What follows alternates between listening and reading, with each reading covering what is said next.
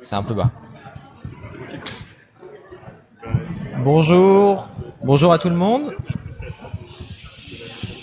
On va commencer la séquence donc co-animée avec Joseph Dalluin, évidemment qu'on ne représente pas auprès de tout le monde ici, et puis Alexis Frémaux du MDB pour parler d'une échéance qui va arriver somme toute assez prochainement, qui est la séquence présidentielle et élections législatives pour 2022, et donc Joseph va introduire sur comment on envisage cette séquence et comment on en est venu à vous présenter aujourd'hui ce que les différentes mesures et différentes de priorités politiques. L'idée étant de pouvoir commencer à réfléchir. Alors c'est la seule AG en fait qu'on pourra vraiment faire ensemble avant ces élections-là, donc de pouvoir au moins dresser un premier cadre issu de certaines réflexions. Et encore une fois, Joseph reviendra sur le cadre de ce travail, et puis donc de pouvoir commencer à enclencher les dynamiques, commencer à en parler, essayer de faire monter un peu cette lame de fond qui a été celle qui a permis de faire de Parlons Vélo Municipal un succès, et globalement toutes les campagnes de la FUB. Joseph, donc tu veux parler un peu un propos introductif, et puis il n'y a pas de slide sur le contexte, c'est ça? Non. Ok. Désolé, mais c'est du coup l'idée c'est présidentielle c'est avril, législative c'est un mois plus tard, juin, avril-juin. Ça peut paraître dans longtemps, mais en fait c'est maintenant que les partis font leur programme, voire limite c'est déjà un peu fini. Donc l'objectif c'est de rentrer dans l'arène des débats politiques le plus vite possible avec une position nationale. Donc on parle bien des compétences de l'État, en tout cas ce que l'État peut faire pour essayer de développer l'usage du vélo dans les territoires, et donc essayer d'être le plus proactif possible et de réfléchir maintenant avec vous à une position politique qui soit la plus collective et la plus enthousiasmante pour vous aussi, parce que on l'a vu sur le projet de loi climat, il y a un article dans le dernier Vélocité qui est très bien, que je vous invite à lire, sur comment l'implication des associations locales a permis de peser fortement dans le débat parlementaire. Et l'idée c'est de reproduire cette opération réussie pour les prochaines échéances nationales. Et donc là, ce qu'on va vous présenter, enfin ce que Thibaut et Alexis vous vont présenter surtout, c'est un travail qui a été élaboré d'abord avec le groupe de travail plaidoyer qui réunit des salariés et des administrateurs et des bénévoles qui sont pas membres du conseil d'administration. Donc, si ça vous intéresse, sachez que la porte est ouverte. On recrute des gens qui ont envie de réfléchir à quelles peuvent être les positions de la FUB, l'expertise de la FUB pour peser dans le débat national. Donc, on a réfléchi à un certain nombre de mesures en faisant l'historique de ce que la FUB a porté en 2017 et avant, quel a été le bilan de ce quinquennat en termes de réussite politique, et comment on peut essayer de formuler un socle politique commun avec ça va vous être présenté plus tard, mais l'expression, je trouve que l'expression de Alexis est vraiment très très bonne, de dire nous notre job c'est aussi de formuler des choses qui peuvent être mises dans la bouche d'un ou d'une présidentiable, quoi. On n'est pas à un niveau micro-technique vraiment en pinaille, c'est vraiment on est vraiment là pour défendre une vision un peu générale du vélo, quelle est notre plus-value politique et comment on est capable de proposer quelque chose que des présidentiables peuvent s'approprier. Donc on a réfléchi avec ça avec le groupe de travail plaidoyer, on l'a communiqué dans une note que j'espère vous avez pour la plupart reçue avec un ensemble de propositions. C'était un peu long, mais c'était pour être sûr que les propositions étaient bien claires. Et on a fait une réunion en visio le 10 juin, je crois, auquel ont participé une grosse dizaine de membres du réseau. Ce qui certes pas énorme à l'échelle du réseau, mais c'était une réunion très intéressante. Enfin, moi j'ai trouvé ça vraiment très intéressant. Et du coup, on a reformulé ensuite avec Thibaut et Alexis. On l'a envoyé au bureau. On en a un peu discuté avec Olivier aussi, qui a apporté sa grande plus-value stratégique sur quels sont les enjeux qui nous avaient manqué, pour arriver à quelque chose qui fait à peu près 2 pages, et que globalement on vous soumet à discussion, et en même temps la discussion elle a déjà eu pas mal lieu en amont. On a eu des retours pendant cette visio là, donc globalement c'est aussi pour s'assurer que cette vision elle correspond à votre vision aussi, et que on va réussir à travailler vous allez réussir à travailler à partir de ces propositions politiques l'année prochaine. Enfin, à partir de septembre prochain. Voilà. On peut aller directement droit au but avec simplement pour vous indiquer que en parallèle, donc Olivier Perret anime une petite animation visuelle où on va au fur et à mesure découvrir aussi de manière un peu plus visuelle ce qu'on entend par cette vision politique et comment elle peut se traduire aussi un peu en termes d'imaginaire pour que derrière on se sente investi des messages qui peuvent apparaître un peu froids comme ça quand ils sont rédigés, mais qui derrière ont aussi une transcription en termes vraiment politiques de comment on imagine la ville, les villages, la mobilité en général par le futur. À toi Alexis. Bonjour à tous et je voudrais dire, je m'exprime avant tout en tant qu'administrateur de la FUB et remercier Olivier de m'avoir proposé l'année dernière d'intégrer le conseil d'administration de la FUB et j'ai beaucoup appris cette année aussi et donc je suis content aussi d'être là. Et de contribuer à la réflexion de la FUB avec Joseph aussi et avec Thibaut sur la partie plaidoyer qui est à la fois ce qu'on essaye de faire au niveau francilien et puis ce pourquoi aussi professionnellement j'avais une petite expérience aussi à apporter à la FUB. Alors l'idée effectivement comme l'a dit Joseph, c'est de dire qu'est-ce que pourrait dire un président de la République. Est-ce qu'on arrivera à mettre le mot vélo? Est-ce que vous voulez que le futur président de la République il ait dit vélo dans sa campagne? Oui, je pense que c'est ce qu'on veut. C'est ce qu'on veut. On veut qu'ils disent vélo. Et je pense que lors de la dernière présidentielle, ils n'ont pas dit vélo. Et nous, on veut, en 2022, ils diront vélo. Ils diront vélo. Et pour qu'ils disent vélo, il faut qu'on leur donne envie de se dire, en fait, si je veux être élu président, il faut que je parle de vélo. Il faut que dans mon projet pour les Français, pour la France, je mette une petite place, parce qu'on sait qu'on va, c'est une élection présidentielle, il se parle de plein de choses, mais je mets une place, effectivement, pour parler, quand je parle des questions de mobilité, pour parler de vélo. Alors, et pour ça, qu'est-ce qu'on doit faire, nous, en tant que lobby du vélo, j'assume le mot, hein, en tant que tout puissant lobby du vélo, maintenant on lit ça sur Twitter, des fois, ça me fait beaucoup rire, mais en un sens, qu'on commence à écrire ça, c'est assez drôle, ça montre qu'on fait pas si mal notre travail. Qu'est-ce qu'on doit faire pour nous? On doit donner envie. Ça doit être désirable. Parce que, qu'est-ce que vont faire les candidats à la présidentielle? Ils vont chercher à se rendre désirables auprès de l'électorat. Et donc, il faut porter une vision qui donne envie. Et notre vision, le premier point, effectivement, c'est de faire de la France et je vois pas où Einstein, je sais pas s'il il est là, il est dehors. Mais je pense qu'on est plusieurs dans cette salle à avoir lu son livre et je pense que le titre c'est pourquoi pas le vélo, comment faire la France une France cyclable. Je pense que c'est ça effectivement l'enjeu. Et donc le premier point, c'est de dire en fait, on doit et les Belges, nos amis belges, en fait, ils utilisent le savoir pour le pouvoir. Donc ils disent est-ce que tu sais pour est-ce que tu peux. Et en un sens, on doit pouvoir savoir rouler, mais aussi on doit pouvoir rouler et pouvoir faire du vélo. Aujourd'hui en France, ça reste quand même compliqué. On le voit tous au quotidien dans nos villes. Dès qu'on s'éloigne un petit peu, ou même des fois en centre-ville, c'est compliqué.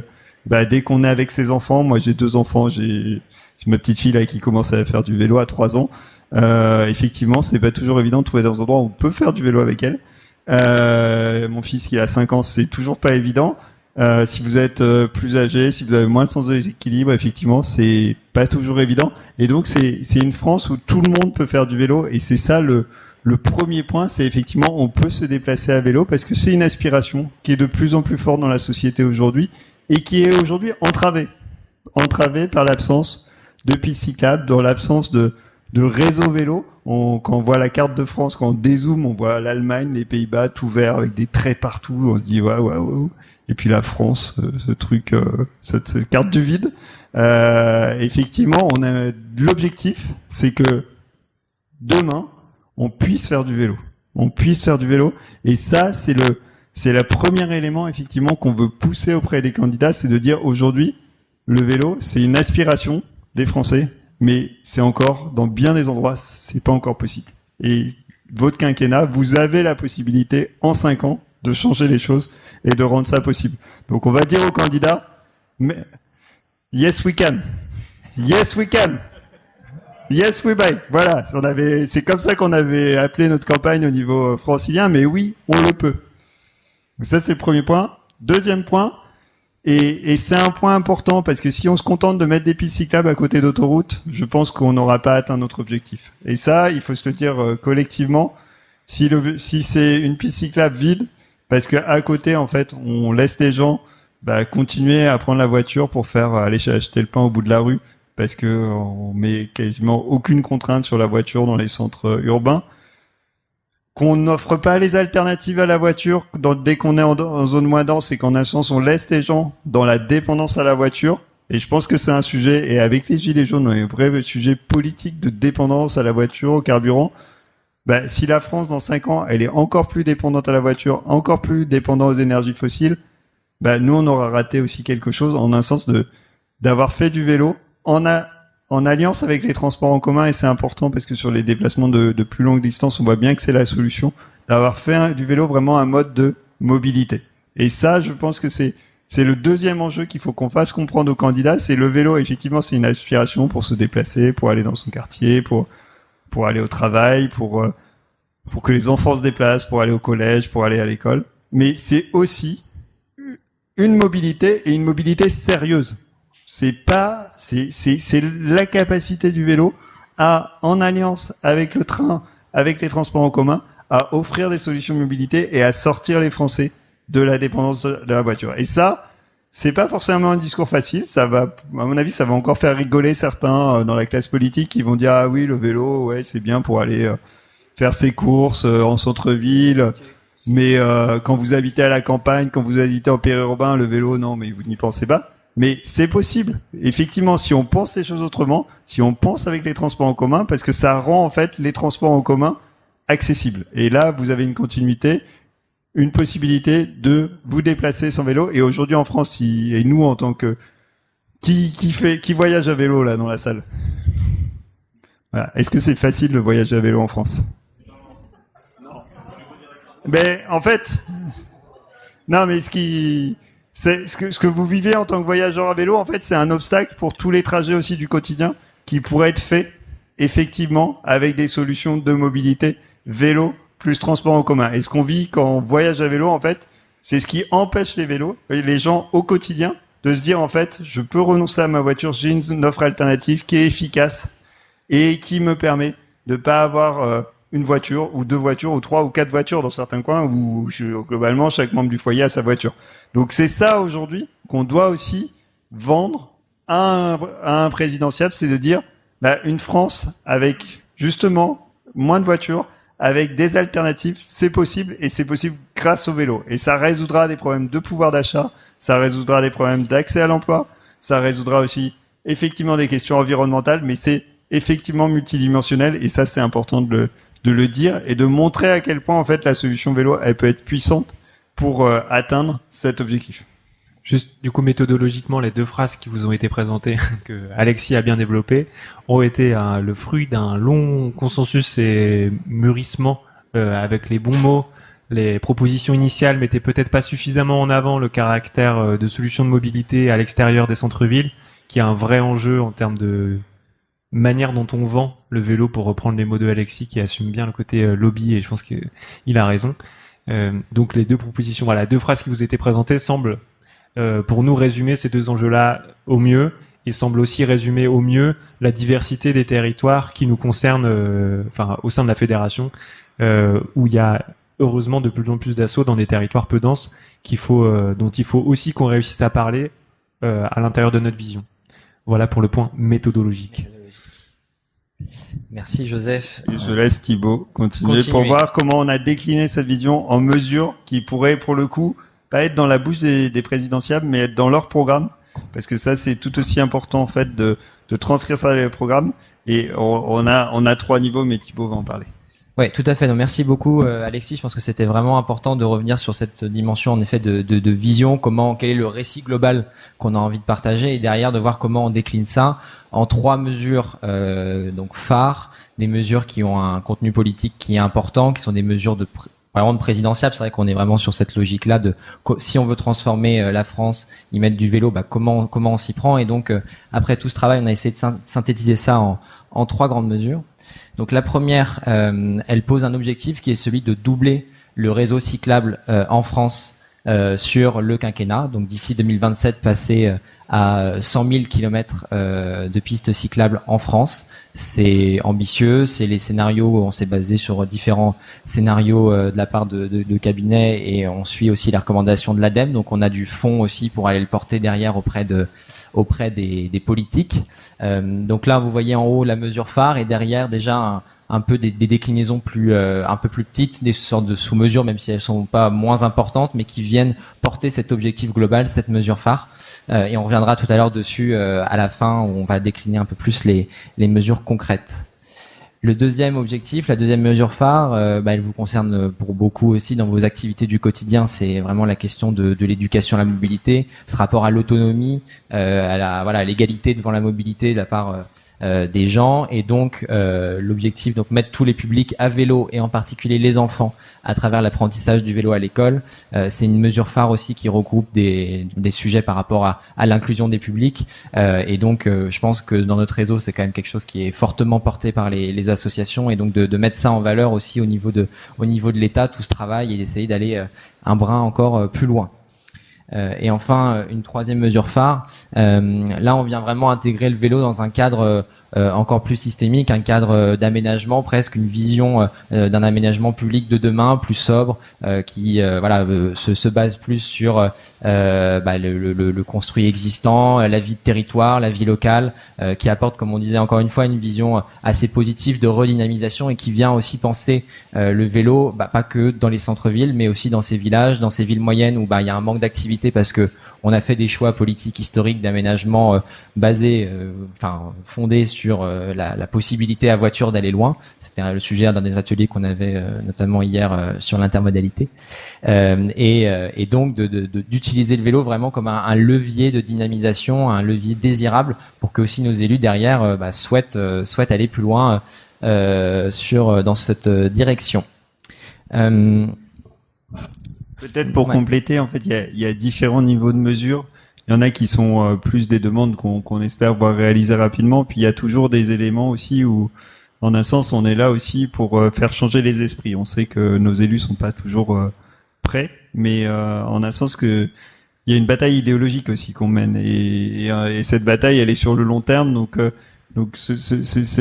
la fois cette vision et ces propositions, elles sont à la fois dans du très court terme, dans des choses qu'on veut voir réaliser dès le lendemain de l'élection présidentielle, et dans des choses où on se dit, en un sens, si on construit la ville, si on construit la France, si on construit les territoires périurbains, les territoires ruraux, en se basant sur le fait qu'on aura toujours des voitures, qu'on aura toujours du pétrole, et que, en un sens, l'étalement et l'allongement des distances, c'est pas un problème, on construira pas une France cyclable.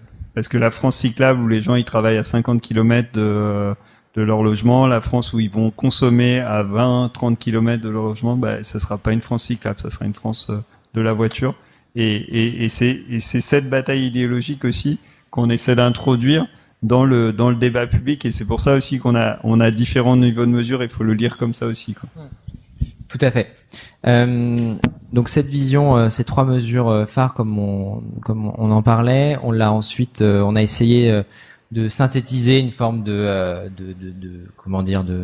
checklist, de liste de courses pour un candidat, qui reprend en fait des mesures, comme disait Joseph, il y a un travail de continuité dans le temps, une augmentation de l'ambition par rapport aux chiffres, au niveau qu'on pouvait proposer par le passé, mais on reste dans un cadre aussi historique quand on parle de fonds vélo national, quand on parle de 30 km/h, quand on parle d'éducation à la mobilité dans les écoles, dans le milieu scolaire, il y a vraiment cette continuité là, mais on passe un cran au-dessus. Olivier le rappelle très souvent, l'explosion du vélo, de la pratique, rend assez caduque en fait des propositions qu'on avait il y a quelques années, puisqu'on les a déjà en partie atteintes, et donc derrière comment on reste une force quand même de changement qui entraîne derrière elle des politiques, et donc c'est à nous en fait de porter une voix qui soit plus forte, plus ambitieuse. Et donc c'est voilà cette idée de décliner en quelques priorités. Pardon.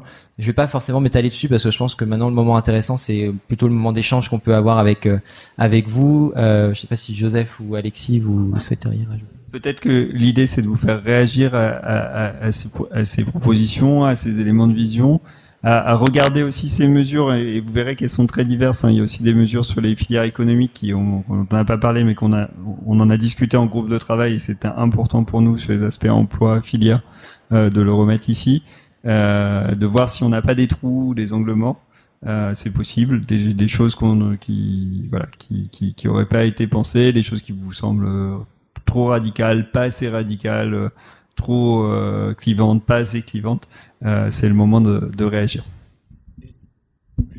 Et du coup, méthodologiquement, peut-être si vous avez envie de réagir, alors on est encore à distance, mais peut-être que là, ce serait quand même intéressant que ça puisse être des interventions de vive voix. Du coup, moi, j'aurais envie de dire de venir, levez-vous, et on fait une espèce de file d'attente. Si elle est paritaire, c'est mieux. Voilà. Sans vous brimer, mais ce serait quand même intéressant que d'inviter les femmes à ce qu'il y ait un homme, une femme, autant que possible, et des interventions les plus courtes possibles. Et l'objectif, c'est qu'à la fin de la séquence, donc dans une demi-heure, si c'est possible, si y a une forme de consensus qui se dégage, qu'on se donne un petit go, quoi, qu'on se dise est-ce qu'on a envie d'y aller avec dans l'état des propositions ou pas, en sachant que après on se donnera rendez-vous un peu plus tard pour travailler à la mise en œuvre. Vas-y Thomas. Bonjour, Thomas Berthet. Faut que je me bouge. La caméra elle est là-bas, ok.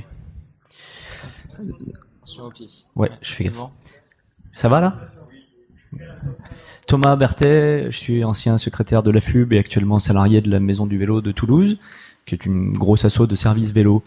Je suis responsable en particulier des services aux professionnels, donc d'amener les services de la Maison du Vélo aux employeurs. C'est surtout pour ça que je voulais parler. Juste un truc, Charles Maguin n'est pas là pour le dire, mais il a écrit un jour qu'il faudrait s'intéresser non seulement au fait qu'il y ait des fonds vélo pour cofinancer les collectivités locales, mais qu'on devrait s'intéresser de plus près au taux de cofinancement. Si le taux de cofinancement est pas suffisant, alors ça n'a pas l'effet levier suffisant pour que des collectivités un peu désargentées puissent suivre. Et il y a des tas d'endroits où il se passe rien. Donc je pense qu'il faut qu'on soit un peu plus précis là-dessus. J'ai pas de chiffre en tête, mais lui peut-être. Et ce que je voulais dire surtout, moi, c'est sur le forfait mobilité durable obligatoire. Je redoute un vrai effet pervers de ce truc-là si on inclut la location dedans. Je m'explique. Aujourd'hui, vous avez des services publics de location de vélos dont les employeurs ont l'obligation légale de prendre en charge 50% de l'abonnement si les salariés viennent travailler à vélo. Si demain vous généralisez le forfait mobilité durable, ce truc-là devient quasiment caduc. Et c'est la mort des services publics de location de vélo en France, à mon avis. Adieu Métro Vélo à Grenoble, adieu l'agence Écomobilité à Chambéry, etc. Pourquoi ? Parce que le FMD est beaucoup plus intéressant financièrement. Il était à 200, dans le privé en tout cas, il était à 200, on est passé à 400, 500, les sénateurs parlent de 600 maintenant. Et le forfait mobilité durable, c'est l'occasion du coup pour des grosses multinationales comme Muliez, Decathlon, Auchan là, de se mettre à louer les vélos à la place des collectivités, même un peu plus cher que les collectivités, d'équilibrer l'opération et de faire payer ça aux employeurs. Et du coup, les employeurs, au lieu de financer des services publics, se mettraient à financer des multinationales. On peut choisir de s'en foutre parce que ça met quand même les gens sur des vélos, mais je voudrais pas que ça soit un impensé qu'on a provoqué sans le vouloir parce que juste on l'avait pas vu. Pour moi, c'est utile qu'on favorise plutôt une économie publique et une économie sociale et solidaire que l'économie cynique et suicidaire responsable du grand chambardement. Le peuple européen qui a la pire empreinte écologique par habitant est le peuple néerlandais qui fait pourtant beaucoup de vélos. Ok, merci Thomas. Est-ce que le sujet du cofinancement, on l'avait bien en tête, mais du coup, effectivement, c'est pas détaillé. Ça, c'est un niveau de réflexion qui pourra avoir lieu ultérieurement, mais merci de le remettre sur le sujet et merci pour les autres précisions sur la FMD. Peut-être si on peut essayer d'aller un tout petit peu plus vite dans les prises de parole pour qu'on puisse tous parler. Oui, très rapidement, Jean-Claude Degan, Anthony à vélo et responsable d'un collectif RD 920, qui est une artère en Île-de-France, où quand j'entends Alexis dire effectivement qu'il faut une alternative globale à l'usage de la voiture particulière, combinant effectivement le développement du vélo et les transports publics, j'acquiesce vraiment à 150%. Et donc simplement pointer, à mon avis, un trou dans la raquette. Je vois à la mesure 8 l'intermodalité transport collectif et vélo avec 150 000 places de stationnement sécurisées dans les gares, etc. Bon, je pense que ça va se faire. Il y a les collectivités derrière. On est tous à la manœuvre pour pousser les collectivités. Le trou dans la raquette que je veux pointer, c'est ce qui se passe dans les trains. Donc pour le transport à longue distance, c'est la question de l'emport des vélos dans les trains, pardon. J'allais dire l'emport des trains dans les vélos, donc vous voyez. Bon, dont on a eu confirmation hier que pas grand-chose n'avait encore changé, dont on peut attendre effectivement d'un futur président de la République qu'il donne effectivement l'orientation nécessaire à la SNCF, qui sur cette affaire ne rendait compte qu'à elle-même, puisque effectivement on n'est pas dans la logique des transports décentralisés, c'est bien les transports à longue distance. Donc un plan national pour l'emport des vélos dans les trains et pour lequel naturellement la SNCF doit faire ses propositions. Je comprends d'ailleurs pas qu'elle l'ait pas fait en sortie de crise, quoi. Mais voilà. Je propose de tester cette proposition à l'applaudimètre.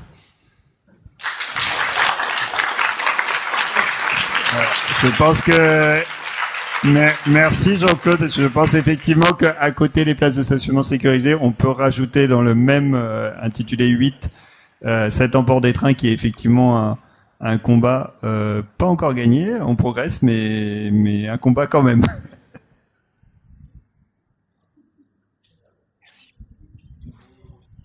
Ouais. Mais avec ce foutu câble. Ça va. Sans câble, c'est bien, hein? Bonjour, Pierre-Antoine Théry, je suis à l'Est et Florac. Florac, c'est dans les Cévennes. Donc on a le côté ville et le côté ruralité, avec le problème de l'affluence des touristes qui viennent, comme à la place de la Concorde, à la Malène ou dans les gorges du Tarn. Donc on a une vue un petit peu synthétique des problèmes du vélo, avec une remarque dont j'ai parlé à Olivier tout à l'heure, sur la recréation du savoir-faire ou le développement, le redéveloppement et le rapatriement du savoir-faire français. Je lis en dernier élément l'émergence d'une filière vélo française. Aucun président de la République ne donnera un accord tant que le milieu de la filière française n'intégrera pas la fabrication des composants. Ça veut dire que la guêpe que peut être la FUB, elle doit être vis-à-vis des fabricants installés sur le territoire français pour qu'ils achètent français, pour qu'ils achètent européens. Ça veut dire qu'il faut qu'on ne reste pas simplement ancré dans notre monde associatif, mais qu'on agisse vis-à-vis des constructeurs et qu'ils ne rapatrient pas tous leurs composants, y compris les cadres d'Asie. Sinon, c'est flanc, c'est du flanc. Aucun président, vu la qualité et la quantité de salariés qu'il y a dans le monde de l'automobile, on est zéro à côté. Donc, si on arrive à associer le milieu associatif, qui est très fort, qui est très vivace, au milieu des fabricants qui vont vers le plus simple et le moins cher, on arrivera peut-être à faire évoluer les mentalités. Et ça, c'est capital pour la suite. Merci beaucoup.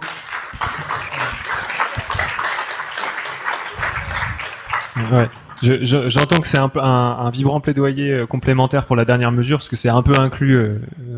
C'est inclus. Mais en tout cas, tu es revenu mettre une couche sur cet objectif-là, donc. Ouais. Merci. Oui, bonjour à tous. Moi, je suis Sébastien de l'association Véloxygène 90 à Belfort. Et en fait, je pense qu'un des exemples pour nous tous, c'est les Pays-Bas. En tout cas, ça l'est pour moi. J'ai voyagé en vélo. J'ai passé 4 mois aux Pays-Bas à voyager en famille avec mes enfants. Et donc, du coup, j'ai vu plein de choses sympas. Et puis, ce qui me permet aussi d'apporter peut-être quelques compléments et une certaine vision sur ce qui est proposé. Le premier truc, déjà, c'est ça, on peut y croire, parce qu'aux Pays-Bas, ils ont commencé en 75, ils se sont soulevés, les politiques ont suivi, et en 4-5 ans, ils ont bâti leur réseau cyclable et leur changement de modalité en vraiment en quelques années. Après, ils ont complété, mais ça s'est fait quand même très rapidement. Donc, quand ça part, ça peut partir très vite. Alors voilà, un ou deux commentaires simplement par rapport à l'intermodalité. Aux Pays-Bas, il y a aussi un service de location vélo. Un service de location vélo national opéré par la Compagnie nationale des transports, équivalent de la SNCF, avec une seule carte, un service qui est gratuit aussi pour les jeunes, et ce qui permet de limiter l'emport de vélos dans les trains, parce qu'avec la même carte, on peut déposer son vélo dans la gare de départ, en reprendre un dans la gare d'arrivée, très facilement, à proximité des quais. Ça permet une intermodalité très rapide, et quand le vélo se développe beaucoup, ça évite de surcharger les trains, et donc ça c'est quelque chose qui marche bien aux Pays-Bas. Première remarque. Et puis la deuxième remarque par rapport à la continuité. De par mon expérience aux Pays-Bas, qu'est-ce qui a amélioré les choses? Aux Pays-Bas, moi j'envoyais mes enfants seuls dans des endroits qu'on connaissait pas, en avant, devant leurs parents, parce que j'avais confiance. Et qu'est-ce qui donne confiance? C'est-à-dire qu'il y a une charte des aménagements cyclables. Aux Pays-Bas, toutes les pistes cyclables sont de couleur rouge ocre teintée dans la masse. C'est très visible, en plus de la signalisation horizontale et verticale. Donc on visualise très bien, notamment au carrefour. Donc c'est la continuité cyclable au carrefour qui est très importante. Et ce marquage unicolore qui donne une visibilité. Et puis la cerise sur le gâteau, c'est les feux prioritaires qui gèrent la circulation vélo. Et ça fait vraiment des déplacements sécurisés. Et c'est pour ça qu'aux Pays-Bas, on voit quasiment tous les enfants aller au lycée, au collège et même en primaire à vélo seuls. Voilà. Merci beaucoup. Merci.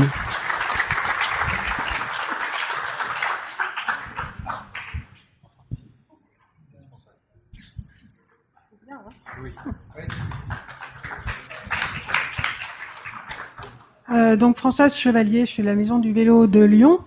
Voilà, moi je voulais qu'on essaye d'apporter un éclairage en termes d'emploi, parce que je pense que ça va être un thème extrêmement important de la campagne des présidentielles. Alors là, on parle de filière vélo française, mais il y a aussi, alors je ne sais pas si vous intégrez dedans tout ce qui est service, réparation, etc. Oui. dedans. C'est pour ça Mais que, je pense que ça serait intéressant de le présenter aussi en termes de qu'est-ce que ça peut apporter comme potentiel d'emploi. Moi, je pense que ça va vraiment être un enjeu important, la question du chômage de l'emploi, et montrer que tout le système du vélo est porteur de création d'emplois et en nombre. Voilà, c'était juste j'imagine que peut-être que vous l'avez pensé comme ça, mais voilà, je voulais, comme c'est pas. Oui, c'est pas clairement voilà. écrit comme tel, ouais. Merci Voilà. beaucoup, ouais.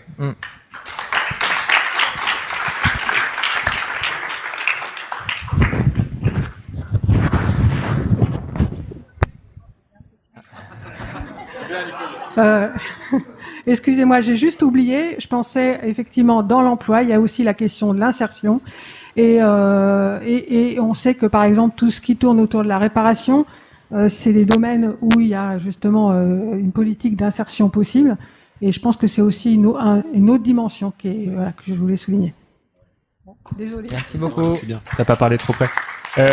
Il me semble que du coup, j'ai un petit doute sur le fait que la note soit arrivée jusqu'à vous dans sa formulation la plus explicite. En fait, c'est résumé. Thibaut a fait un travail de synthèse, mais globalement, dedans, il est bien fait explicite de cette hybridation aussi associatif et monde privé lucratif, avec une vraie dimension réemploi et la plus-value du monde associatif et potentiellement l'insertion sur le sujet. Un homme, une femme? Non, en fait, vas-y. Bonjour, Étienne Demure de Degmorta Vélo. Quelque chose que je vois pas là-dedans, que j'avais trouvé très très intéressant, je trouve, dans tout ce qui a été fait pour les municipales et pour les autres élections, c'est de chercher l'engagement personnel sur leur comportement, sur le comportement des candidats. Et je suis persuadé que le jour où on verra des leaders politiques se déplacer normalement tous les jours à vélo et faire vraiment ça un objet du quotidien, les états d'esprit des leaders politiques locaux changeront, et de même la vision qu'aura le public du vélo sera plus normalisée. Donc c'est quelque chose que je vois pas là et que je trouve très intéressant. Peut-être qu'il faudrait trouver une notion rapprochant. Exactement, ouais. Juste une petite remarque, en effet, cette remarque-là est tout à fait pertinente. Ça fera partie après de comment on décline ces messages, cette stratégie plus politique en piste d'action, comment on crée cet engagement auprès des candidats, et en effet cette question de les mettre à vélo, de comprendre leur rapport un peu intime au vélo et la façon de le faire et de le ressentir fera clairement partie d'un des axes de campagne. Il faudra qu'on trouve le moyen de le faire de manière assez ludique ou visuelle, enfin quelque chose qui soit engageant, quoi. Mais oui, très. Bon, moi j'ai rien à dire, c'est juste pour assurer la parité. Non. Donc Sophie Valk, donc je suis 2 pieds 2 roues de Toulouse et aussi élue mobilité déplacement à Tournefeuille. Et donc je voulais parler de la mesure 30 km par heure en agglomération. En fait, nous on a développé des zones 30 à Tournefeuille et en fait ça a vraiment ça marche très bien. Les gens sont très contents et maintenant chacun demande que sa rue en tant que telle soit passée en zone 30. Et j'ai osé émettre l'hypothèse justement que Tournefeuille devienne une ville, une ville 30 km par heure par défaut, hors quelques grands axes. Et donc c'était au sein d'un groupe de travail. Et l'idée est passée comme vraiment hyper facilement. Et on en a même parlé, c'est même remonté au maire. Et a priori, c'est quelque chose qui passe très très bien. Donc on a énormément de problèmes de vitesse et cette mesure de zone 30, je pense qu'il faut pas hésiter à la pousser, quoi. Moi, j'étais très très frileuse et en fait, c'est vraiment un truc qui convainc facilement, donc il faut y aller à fond. Ok. 27 000. C'est en banlieue de Toulouse et c'est 27 000 habitants. 27 000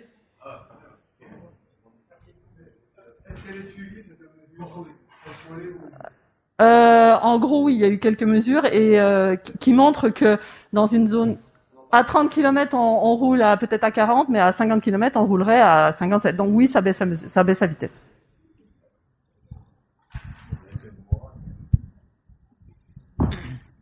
Sébastien Marek, je appartiens à plusieurs associations, mais je suis venu au nom des Derrières de Clamart. J'appartiens aussi à Phare à vélo.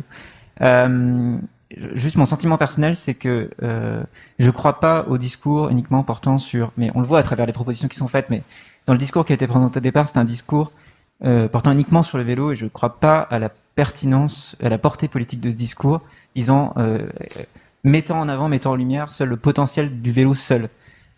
Le récit dominant qu'on voit, c'est quand même celui de l'électrification de la voiture, de la voiture électrique comme alternative aux voitures thermiques, et un modèle qui n'est pas celui de l'écomobilité, mais un modèle qui est quand même fondé sur la prédominance de la voiture.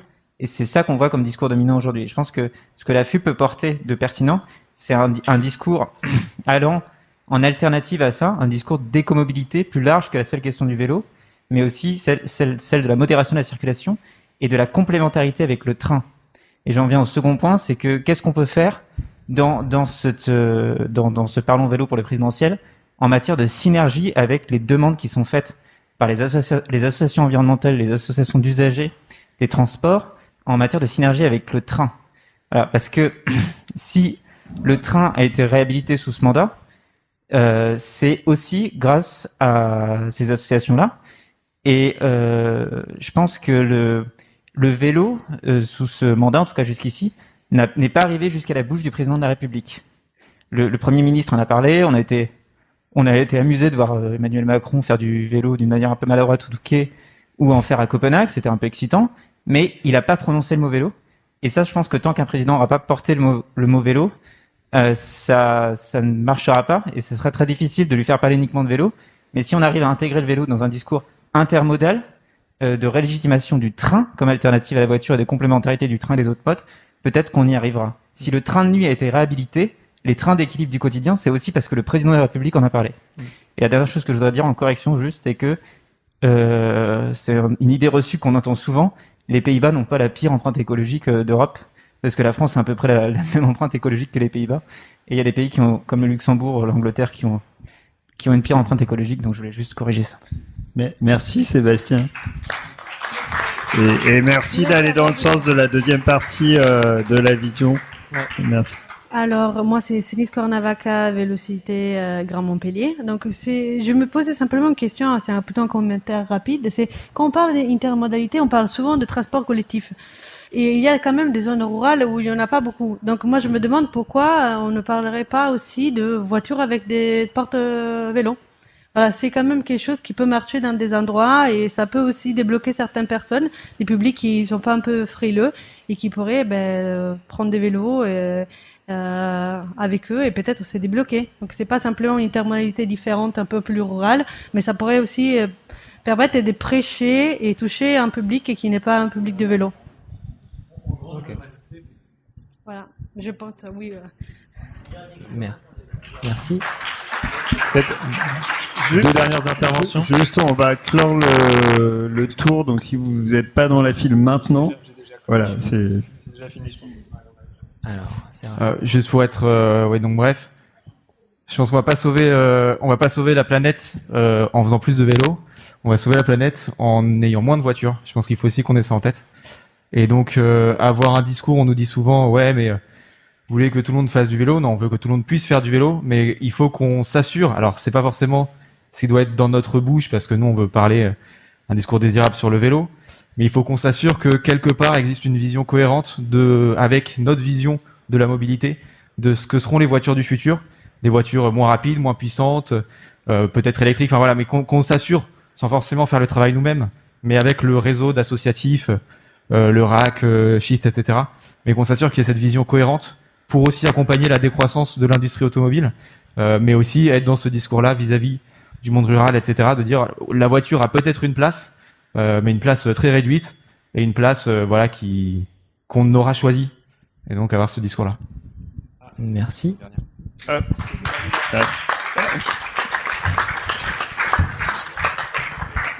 Brigitte Cassignol de Cyclamen au Mans, et je vais m'installer à Nantes. Moi, je voudrais combiner la paix et l'environnement. J'ai acheté une machine à coudre en Espagne d'une société qui avant faisait des armes. Pourquoi ne pas transformer Manu France en fabrication de vélos? La France est le troisième ou quatrième pays exportateur d'armes. Donc, davantage de vélos, davantage de machines. Merci.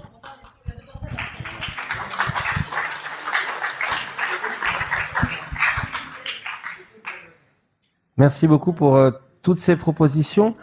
Moi, quand j'ai intervenu sur cette liste qui était déjà très très complète, moi j'étais ravi de voir que finalement tout ce que j'aurais pu apporter était là. Moi j'ai deux précisions, une à Sébastien mais à tout le monde aussi. Il y a une fois où le président de la République a parlé du vélo, c'est le 1er juillet 2017, quand il a inauguré la LGV Bretagne-Pays de la Loire et où il a dit « Mon quinquennat, ce sera la mobilité du quotidien. Maintenant, il faut relier ce formidable outil qu'est la LGV au transport en commun, etc. Et y compris, donc c'est là qu'il a cité vélo. Donc on s'était dit c'est bien en début de quinquennat, puis il y a eu les assises, etc. Mais en effet, ça n'a pas été réaffirmé de manière plus forte. Moi, je pense que il y a une opportunité unique qui est pendant le quinquennat, tard par rapport à mai, enfin qui arrive un peu vite par rapport à mai 2022. C'est les Jeux Olympiques et je pense que avoir un vrai héritage cyclable sur les Jeux Olympiques, vaut mieux que ça parte avant les présidentielles, mais il faudra quand même le demander. Mais le seul sujet sur lequel j'aurais souhaité vous entendre, mais éventuellement individuellement, si vous le savez, si vous le voulez, pendant les temps informels, vous voyez que dans la proposition 4, ici, je ne sais pas si c'est 4 dans le document, mais vous avez le 30 km/h en agglomération. Et donc, vous le savez peut-être pas, je suis président de la commission partage de la route, maîtrise des déplacements du Conseil national de sécurité routière, qui fait suite à la commission usagers vulnérables de ce même conseil. On a une vraie discussion sur le hors agglomération, parce que là c'est 30 km/h en agglomération. Pour moi la question c'est qu'est-ce qu'on fait hors agglomération. Et une idée qu'on avait eue avec la coordinatrice interministérielle vélo, qui était avant Thierry Ducrest, Sylvie Banoun, c'était de dire partout où il n'y a pas de piste cyclable, on baisse à 70. Vu le vécu du 80, ça paraît un peu difficile, mais on avait eu l'idée avant le 80.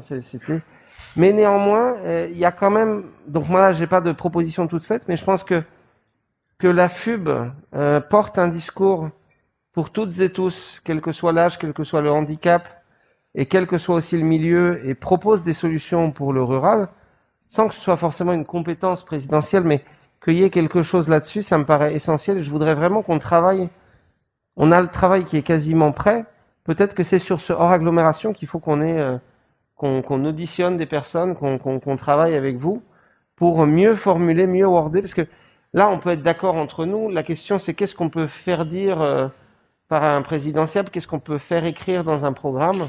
Et je pense que c'est un vrai enjeu pour ne pas avoir ces deux France qui se regardent un peu en chien de faïence et non, nous le vélo, c'est pas possible. Alors que l'étude de l'ADEME publiée en mai 2020 montre que le potentiel cyclable il est réparti sur les distances courtes et moyennes de manière assez homogène. Voilà. Merci. Merci Olivier. Merci Olivier.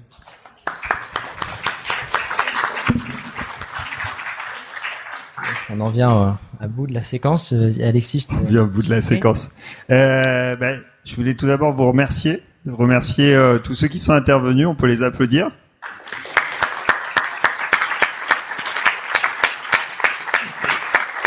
Remercier tous ceux qui ont participé au sein du groupe plaidoyer et ceux qui ont participé au webinaire qui ont permis d'aboutir à ces propositions.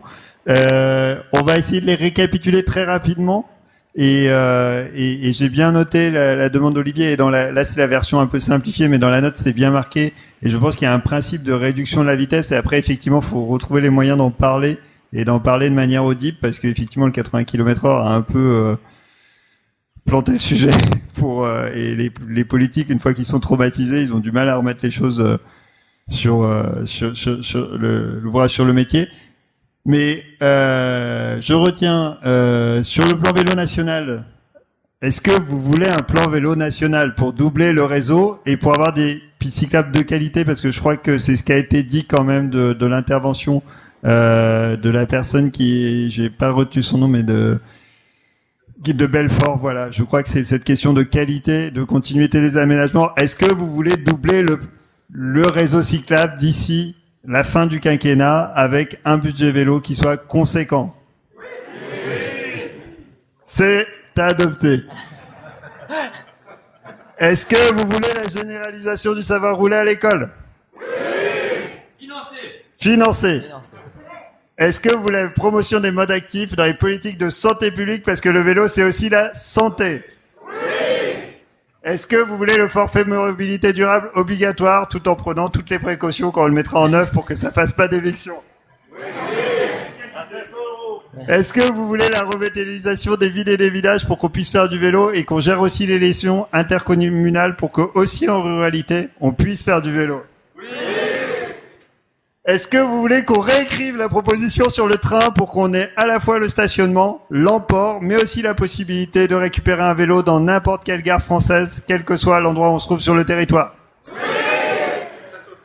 Est-ce que vous voulez le 30 km/h en agglomération et qu'on réfléchisse aussi à la vitesse pour que ça soit compatible avec le vélo, quelle que soit la route, peut-être pas les autoroutes quand même, mais quelle que soit la route concernée? Oui. Est-ce que vous voulez le déploiement d'1 million d'emplacements de stationnement vélo dans les copropriétés? Oui. Est-ce que vous voulez qu'on incite au vélo par l'extension de la prime à la conversion, à l'achat de cycle et à une prime à la démotorisation pour les gens qui abandonneraient l'usage d'une ou de plusieurs voitures? Oui. Est-ce que vous voulez l'émergence d'une filière vélo française créatrice d'emplois et aussi qui relocalise effectivement les filières et l'ensemble de la filière en France et qui relocalise des emplois qui réinsèrent aussi et qui font du travail aussi dans le secteur privé, mais aussi dans le secteur associatif que nous sommes? Oui. Merci à tous. Je crois qu'on a bien bossé. On a tout ce qu'il faut pour aller voir les candidats. Et quand on ira les voir, on leur demandera deux choses. On leur demandera effectivement de se mettre sur un vélo. C'est un enjeu. C'est un enjeu de mettre les candidats à vélo. Quand on voit le Premier ministre hollandais à vélo qui vient au travail à vélo, c'est en un sens ce qu'il faudrait qu'on obtienne en France et mettre les candidats, même si c'est très ponctuellement sur un vélo, leur montrer que en fait être sur un vélo c'est une bonne chose. Je sais plus qui a proposé ça tout à l'heure. Voilà. C'est une excellente idée et on la prend à bord. Il faudra aussi pas parler qu'à nous-mêmes et qu'avec nous-mêmes. Il faudra faire des coalitions avec les acteurs environnementaux, mais pas seulement, parce qu'on parle au-delà. On n'est pas que dans la niche environnementale, justement. On est sur les mobilités, on est sur une logique globale. Et effectivement, il faut faire des alliances avec tous les acteurs qui poussent cette vision, qui poussent dans le même sens, y compris des acteurs économiques. On voit employeurs pro vélo en un sens effectivement, le secteur économique, il y a des gens qui veulent le changement. C'est avec tous ces gens qui veulent le changement qu'on doit construire ces coalitions pour porter nos idées. Et ça, va être le travail de Thibaut. Et je voulais aussi remercier Olivier à nouveau de renforcer aussi cette équipe plaidoyer, d'avoir embauché Thibaut. On en a besoin. On a besoin de salariés si on veut faire du plaidoyer sérieux, professionnel et continu. Les bénévoles, en fait, nous en tant que bénévoles, on peut apporter des choses, mais se consacrer en journée à aller voir les responsables, à faire ce travail, cette continuité, il y a que des salariés qui peuvent le faire. C'est pas une question d'incompétence des bénévoles, c'est juste une question de temps. Et effectivement, on a besoin de salariés. Et merci à Thibaut, merci d'avoir mené ce travail. On peut l'applaudir aussi bien fort.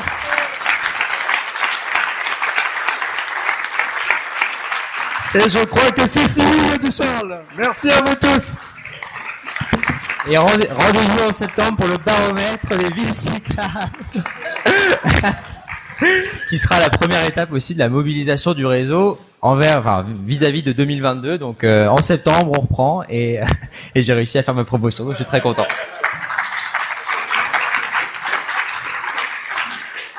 Alors, c'est un plébiscite génial.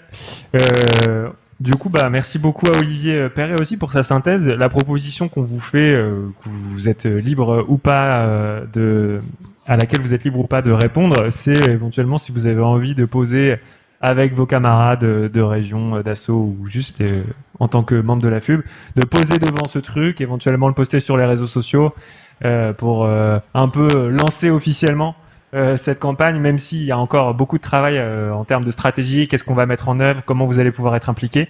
Mais l'idée, c'est qu'on a un super visuel et globalement, si on est tous d'accord sur le fond, n'hésitez pas à faire un selfie devant avec un petit teasing. Alors, il nous faut un hashtag. Charles, c'est toi qui es fort en hashtag quand même.